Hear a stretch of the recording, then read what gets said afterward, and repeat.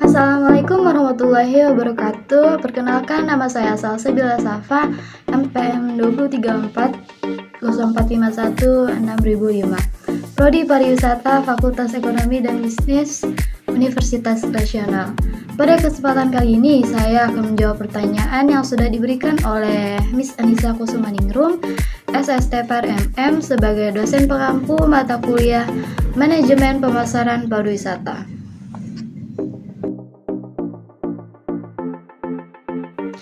Pertanyaan yang pertama, bagaimana cara memasarkan objek wisata? Yang pertama yaitu dengan aktif di media sosial dengan memberikan diskon atau potongan harga agar masyarakat bersedia melakukan perjalanan wisata di masa pandemi. Yang kedua, membuat konten kreatif. Konten juga dapat diartikan sebagai bentuk gambar, video, atau film dokumenter pendek. Yang ketiga, jalin komunikasi dengan wisatawan, supplier, dan masyarakat sekitar destinasi. Bangunlah komunikasi dengan memberikan empati, menanyakan kabar, dan ikut mendoakan agar pandemi ini segera berakhir. Yang keempat, tinjau ulang strategi pemasaran. Adanya pandemi COVID-19 juga membuat semua orang makin dekat dengan penggunaan internet dan teknologi. Banyak survei yang telah menyebutkan bahwa calon wisatawan menginginkan proses reservasi yang mudah dan cepat. Untuk itu, jika destinasi wisata belum memiliki platform digital untuk berpromosi dan sistem reservasi, segeralah untuk membuatnya. Yang kedua, tujuan pemasaran pariwisata yaitu untuk menarik wisatawan untuk datang berkunjung pada suatu daerah tujuan wisata dalam beberapa tingkat baik lokal, regional maupun nasional dengan tujuan agar wisatawan lebih banyak datang, wisatawan lebih lama tinggal dari wisatawan lebih banyak dan menghabiskan uangnya. Selain itu juga menarik wisatawan yang datang untuk menggunakan semua pelayanan yang diberikan oleh perusahaan kelompok industri pariwisata yang ada di dalam kawasan wisata tersebut. Pertanyaan yang ketiga yaitu strategi apa yang digunakan dalam pemasaran pariwisata. Yang pertama, segmenting atau segmentation dilakukan dengan membagi pelanggan menjadi sekelompok orang dengan karakteristik dan kebutuhan yang sama. Yang kedua, targeting, menentukan segmen mana yang akan menjadi target pemasaran. Untuk melakukan langkah ini, harus mampu berpikir secara realistis, mampu mengevaluasi potensi dan daya tarik dari segi komersial pada masing-masing segmen yang telah dikelompokkan. Pandemi COVID-19 memberikan insight bahwa terdapat dua segmen pasar psikografis besar yang dapat kita perhatikan, yaitu orang-orang yang takut untuk melakukan perjalanan wisata dan orang-orang yang sama sekali tidak takut dengan isu COVID-19 ini. Destinasi siap dibuka kembali. Segmen yang kedua ini yang bisa kita bidik terlebih dahulu secara psikografis. Yang ketiga, positioning adalah strategi untuk memenangkan mindshare dengan cara membangun unique selling proposition atau USP agar destinasi dipersepsikan berbeda dibandingkan dengan pesaingnya. Di masa pandemi ini, positioning dapat memperkuat dengan penambahan atau penyisipan unsur cleanliness, healthy, and safety sebagai augmented experience-nya. Yang keempat, branding destination. Branding adalah bagaimana destinasi mengelola image dan reputasi atau biasa memenuhi janji-janji atau trust kepada customer sehingga segala offering tidak lagi hanya memiliki kualitas dari sisi fungsional value, tetapi lebih dari itu yaitu emotional value yang pada akhirnya akan menjadi brand value. Yang kelima, selling.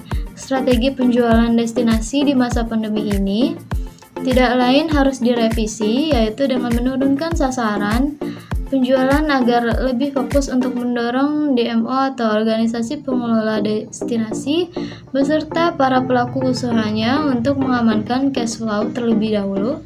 Hal ini dapat dilakukan dengan mengelola current market dan target market baru seperti yang telah disampaikan dalam strategi segmenting dan targeting di atas. keempat, bagaimana langkah implementasi strategi pemasaran yang tepat? Yang pertama, menganalisis lingkungan eksternal dan internal seperti analisis pasar, komunitas, kompetitor, supplier, kebijakan pemerintah baik makro maupun mikro, serta mengidentifikasi arah tren dalam bidang teknologi, sosial, politik, ekonomi, budaya, pertahanan, dan keamanan. Sedangkan analisis lingkungan internal meliputi kemampuan sumber daya manusia, suasana lingkungan kerja, aset penunjang, dan modal lainnya. Yang kedua, analisis SWOT dan STP. Identifikasi strength atau kekuatan, weakness atau kelemahan, opportunity atau peluang, dan threat atau ancaman. STP meliputi segmenting, targeting, positioning. Yang ketiga, formulasi strategi dengan memerhatikan visi misi jangka pendek, menengah, dan panjang. Yang keempat, implementasi strategi dalam kegiatan korporasi, bisnis, dan fungsional. Yang kelima, monitor dan evaluasi dengan mengawasi seluruh aktivitas perusahaan, apakah sudah berjalan sesuai rencana strategis dalam kurun waktu tertentu, baik mingguan, bulanan, dan tahunan. Pertanyaan yang kelima, apa saja yang termasuk dalam industri pariwisata? Industri pariwisata dapat diartikan sebagai sehimpunan bidang usaha yang menghasilkan berbagai barang jasa yang dibutuhkan oleh mereka yang melakukan perjalanan wisata. Menurut UNWTO atau United Nations World Tourism Organization, dalam The International Recommendation for Tourism Statistics, industri pariwisata meliputi akomodasi untuk pengunjung, kegiatan layanan makanan dan minuman, angkutan penumpang, agen perjalanan wisata, dan kegiatan reservasi lainnya, kegiatan budaya, dan kegiatan olahraga dan hiburan. Pertanyaan yang keenam, bauran pemasaran adalah gabungan dari beberapa komponen pemasaran yang berbeda, tetapi digunakan dalam sebuah konsep yang sama untuk memastikan keberhasilan pemasaran yang dilakukan. Di antaranya beberapa komponen yang dapat dipertimbangkan, setidaknya ada 4 komponen awal yang patut menjadi perhatian utama setiap pelaku usaha ingin menyusun strategi pemasaran yang efisien dan juga efektif. Ada 4 komponen, yaitu biasa dikenal dengan 4P. Produk atau product, price atau harga, promotion atau promosi, dan place atau tempat. Pertanyaan yang ketujuh, hubungan hotel dengan industri pariwisata sangat erat kaitannya. Banyak sekali kontribusi perhotelan yang berimplikasi bagi perkembangan pariwisata. Salah satu tolak ukur keberhasilan suatu daerah dalam mempromosikan atau mengundang wisatawan untuk datang ke daerah tersebut. Suatu daerah tujuan wisata tentunya akan dikunjungi oleh wisatawan, dan wisatawan tentu membutuhkan tempat untuk menginap, dan di sini peran hotel sebagai tolak ukur seberapa banyak wisatawan yang berkunjung ke daerah tersebut. Pertanyaan ke-8, contoh strategi pemasaran, yaitu dengan media sosial merupakan platform yang bagus untuk menarik perhatian calon pembeli. Tak heran sudah banyak bisnis yang memanfaatkan tren media sosial ini, mulai dari Facebook dan Instagram, TikTok. Biasanya strategi yang digunakan saat mempromosikan produk di media sosial adalah dengan menampilkan konten yang menarik, baik berupa gambar atau video. Contoh konten promosi yang diposting oleh seperti gambar di samping ini, di akun Instagramnya, mereka mengemas promosi varian Indomie dengan video yang menarik. Pertanyaan ke-9, strategi e-commerce apa saja? Email marketing cukup efektif dalam meningkatkan traffic dengan lebih cepat. Bisa membuat daftar email pada saat pelanggan akan melakukan checkout. Bisa juga dengan menambahkan form opsional, pada halaman populer yang terdapat pada website toko online yang dikelola perusahaan besar seperti Samsung, bahkan masih mengandalkan email sebagai salah satu saluran pemasarannya. Mereka kerap mengirimkan email yang berisi informasi peluncuran produk baru atau penawaran promosi seperti gambar yang ada di layar.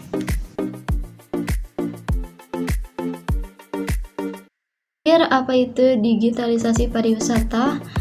Digital tourism merupakan salah satu strategi yang efektif dalam mempromosikan berbagai destinasi dan potensi pariwisata Indonesia melalui berbagai platform.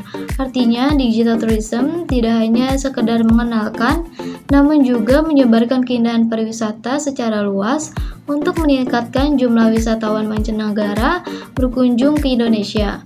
Menariknya lagi, ternyata perkembangan teknologi ini menjadikan industri pariwisata dan ekonomi kreatif sebagai salah satu sektor yang mengalami digitalisasi dengan pesat dalam beberapa tahun terakhir. Dengan kata lain, penerapan strategi digital tourism adalah pilihan yang tepat untuk menggait wisatawan mancanegara dan membantu memulihkan pariwisata dan ekonomi kreatif Indonesia pasca pandemi COVID-19.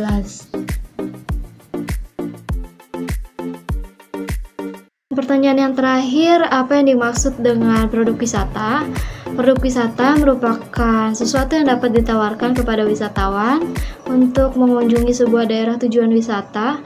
Produk wisata dapat berupa alam, budaya, serta kerajinan dari masyarakat sekitar. Berdasarkan pengertian ini, maka dapat disimpulkan bahwa terdapat 3 unsur yang membentuk suatu produk pariwisata, yaitu yang pertama amenities atau daya tarik dari destinasi tersebut, yang kedua akomodasi atau fasilitas dari destinasi, yang ketiga aksesibilitas atau kemudahan untuk mengunjungi destinasi tersebut. Ketiga unsur tersebut menyatu dan menghasilkan citra terhadap suatu destinasi, apakah baik atau buruk.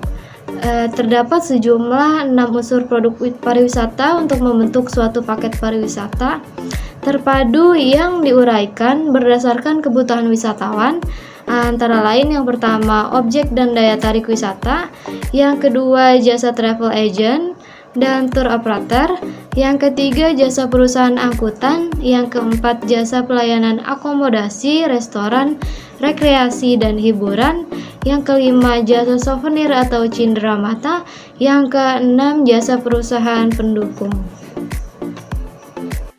Sekian presentasi dari saya, kurang lebihnya mohon maaf. Terima kasih. Wassalamualaikum warahmatullahi wabarakatuh. Salam pariwisata.